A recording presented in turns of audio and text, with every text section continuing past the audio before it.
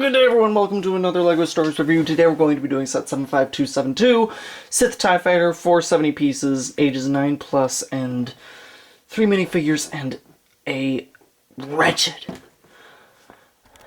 despicable $110 here in Canada.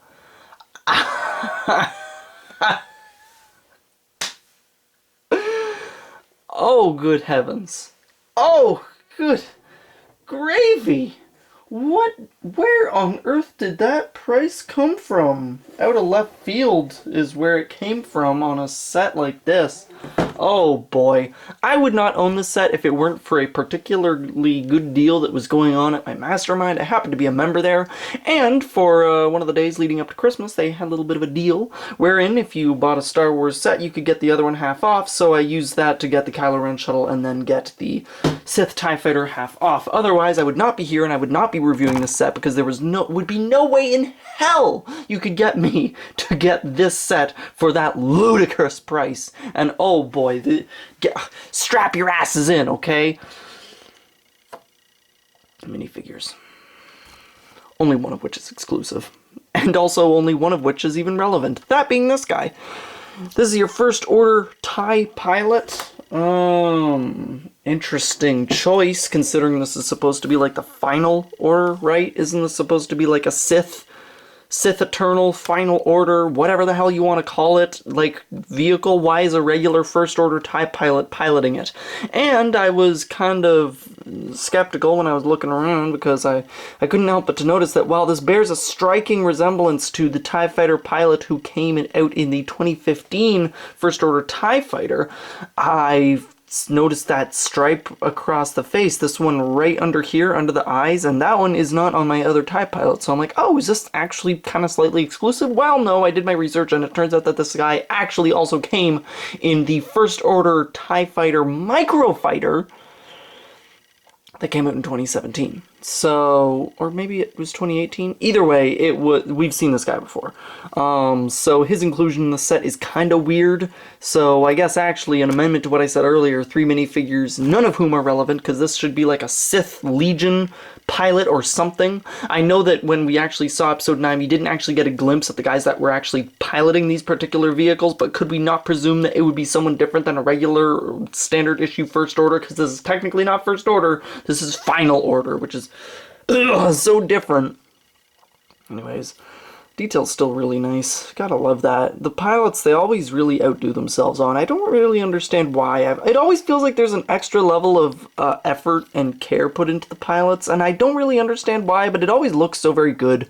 I love these First Order TIE Fighter pilot helmets, by the way. That tube that just goes right into the torso is just such a neat touch, and it's something that's, it's so cool, and it really sets these minifigures apart. Even though they're just like drones, even though they're just regular old nameless, faceless minifigures, just that one little extra detail just makes them pop ever more, and just gives them a little extra something. That face, which frustrating as hell, what are you gonna do?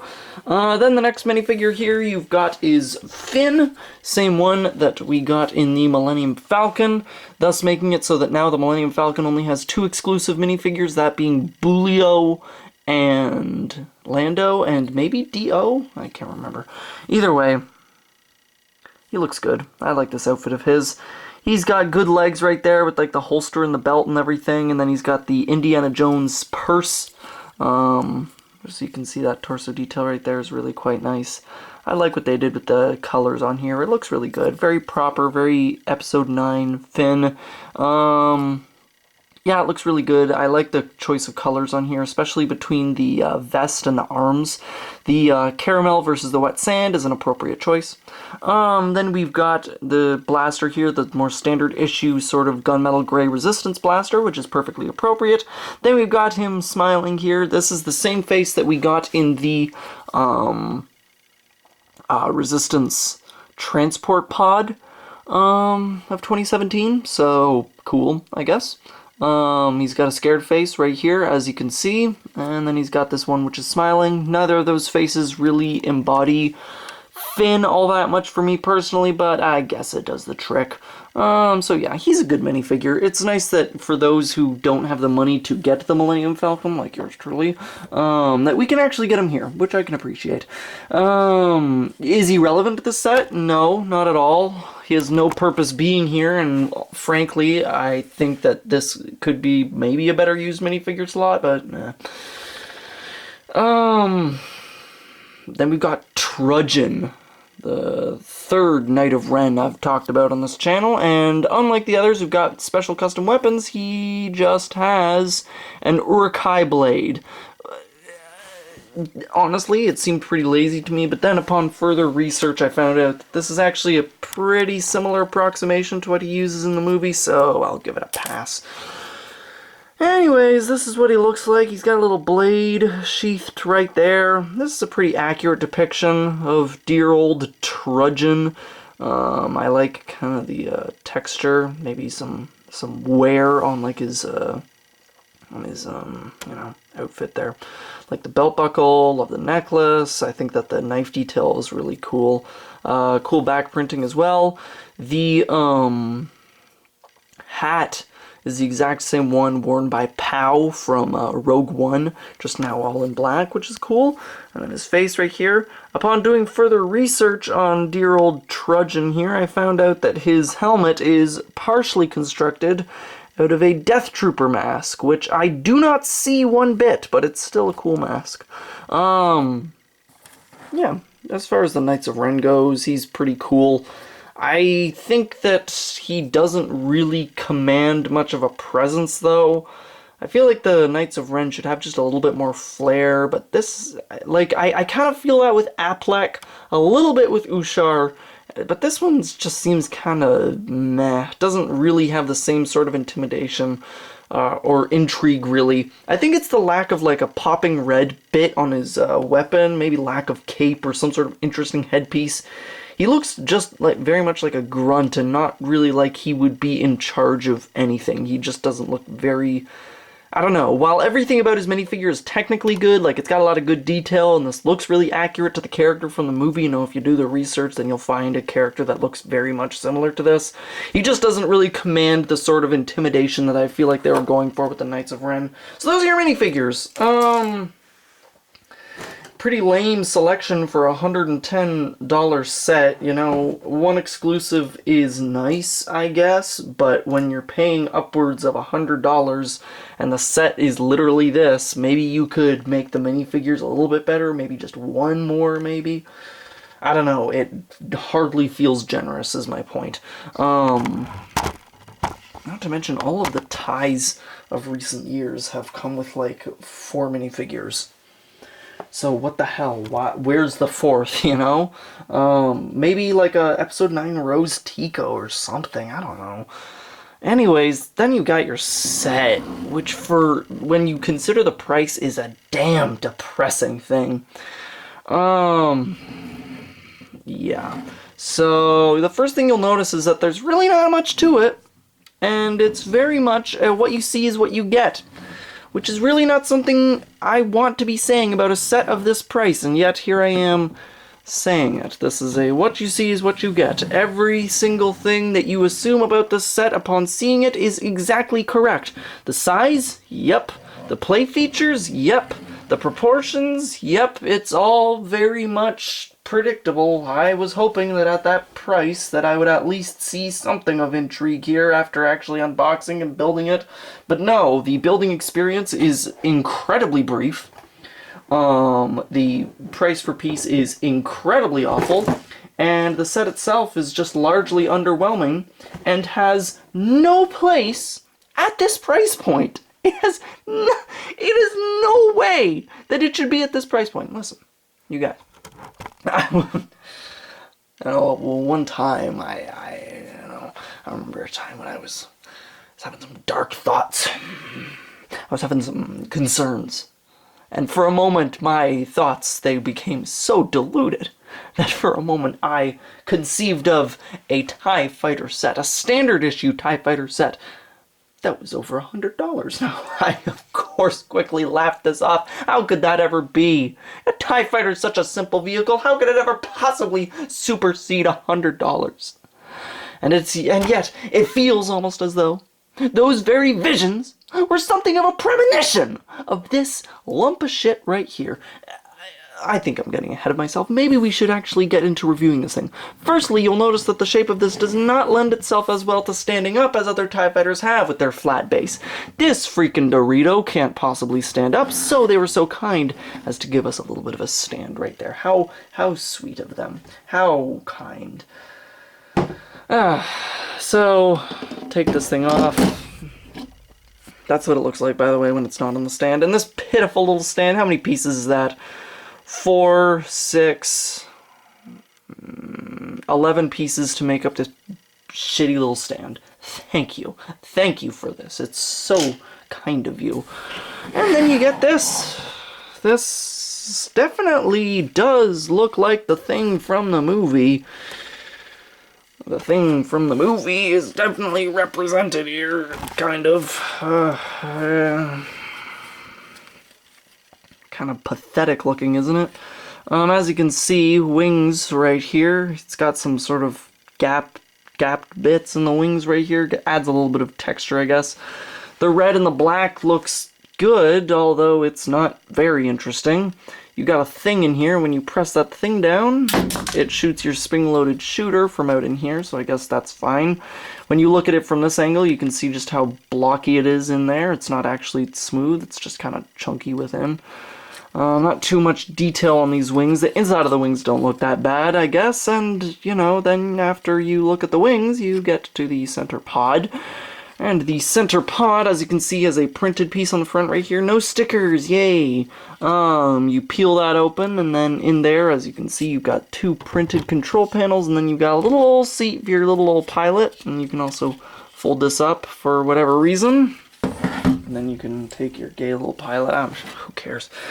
You put your pilot in there and he fits perfectly. And yeah, then you can fold that all back up. It's got another printed piece on the top right there. Bottom is rounded. Yeah. This connects with the wings the same way all the previous TIE Fighters have, so nothing really too interesting by way of the actual building techniques.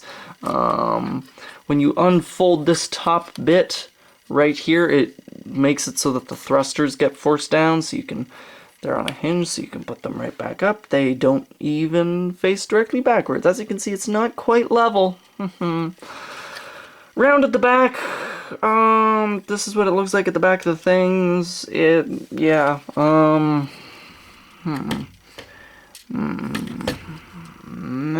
yeah, that's what it looks like from back here. This, yeah, not really too much to it, eh?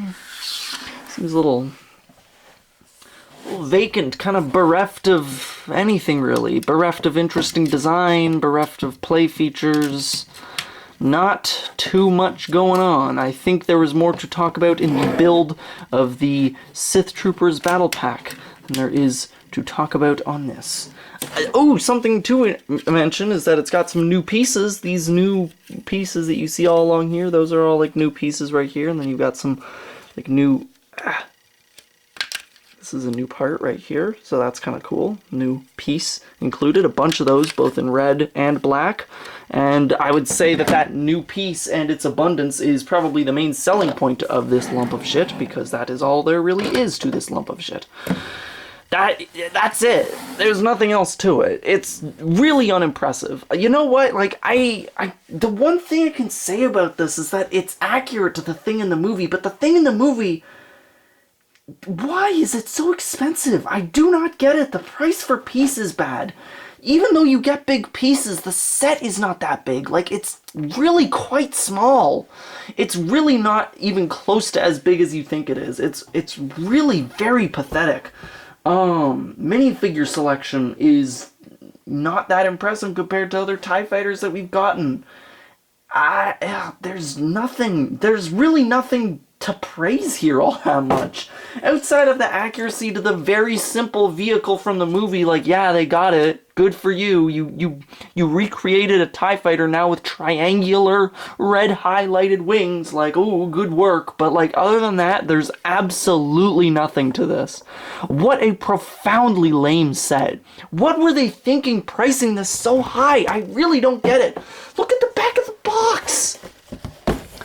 Look at this. And you got this, ooh, a play feature. You can land it on the things, you can open the cockpit, you can shoot the bullets. That's it. That's absolutely it. For not too much more, you could get Kylo Ren's command shuttle, which has so much more. This is so profoundly lame. This is such a sucky set. It's ridiculously expensive. I have no idea why they decided to price it like this. The minifigures are just not that interesting to carry it, and the set itself is so profoundly lame. Like, yeah, it looks like the thing from the movie, and I know that there's going to be a bunch of people out there that love this set for that reason alone, but, like, oh my goodness. A $110 TIE fighter? Are you kidding me? With, like, no justifiable purpose, no inflated piece count, nothing but, like, ooh, it's the new movie sort of thing. Like, why? Why on earth is Kylo Ren's command shuttle consistently priced after 4 years, and yet this TIE fighter is for some reason inflated to such a ridiculous price, and yet even feels like a downgrade in some ways. It doesn't have as many minifigures as a solo TIE, it doesn't have as many minifigures as the First Order TIE. Even these triangular wings don't even feel like they match the size of the previous TIE fighters. They feel smaller than them. So why? Why on earth is it so much more expensive?